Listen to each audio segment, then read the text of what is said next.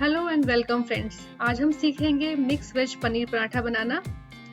ये हम स्पेशली बच्चों के लिए बनाया है क्योंकि जो बच्चे होते हैं सब्जियों से भागते हैं कि हम ये सब्जी नहीं खाएंगे वो सब्जी नहीं खाएंगे, उसके लिए एक बहुत ही अच्छा ऑप्शन है। इसके लिए हमने लिया है ये 200 ग्राम पनीर, चॉप टमाटर, 1 कटोरी बेसन, चॉप्ड अनियंस, 1 कटोरी आटा और ये चॉप्ड शिमला मिर्च।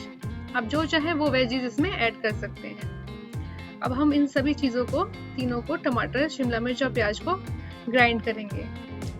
ग्राइंड करने से क्या होगा कि ये जब हम आटे में मिक्स करेंगे तो बच्चों को पता ही नहीं चलता कि हमने उसमें क्या डाला हुआ है।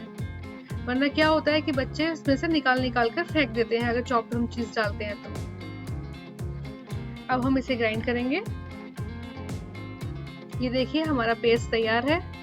अब हम 1 कटोरी आटा, बेसन और पनीर ऐड करेंगे। अब हम इसमें जो हमने पेस्ट बनाया था उसको डालेंगे। ये देखिए हम इसमें पेस्ट मिक्स कर रहे हैं। अब हम इसमें कुछ मसाले ऐड करेंगे। 1 चम्मच जीरा, 1 चम्मच धनिया पाउडर,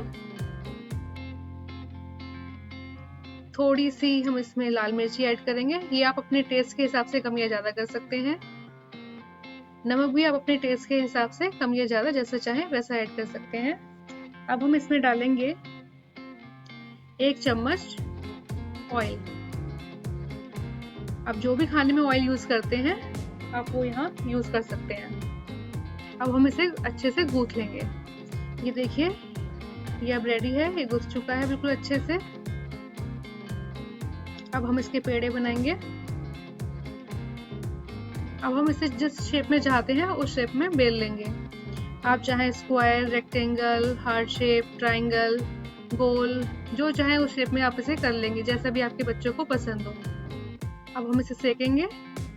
इसे हमें मीडियम फ्लेम पर सेकना है। मैं यहाँ इंडक्शन का यूज कर रही हूँ तो मैंने उसी हिसाब से इसको एडजस्ट कर रखा है।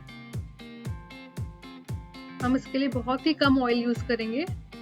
बहुत ज्यादा सा ऑयल लेके ही हम उसे पूरे में अच्छे से फैला देंगे। जैसे कि आप देख सकते हैं अब ये लगभग सिककर तैयार है। ये देखिए, इसे आप केचप के साथ और हरी धनी चटनी के साथ जैसे भी चाहें वैसे सर्व कर सकते हैं।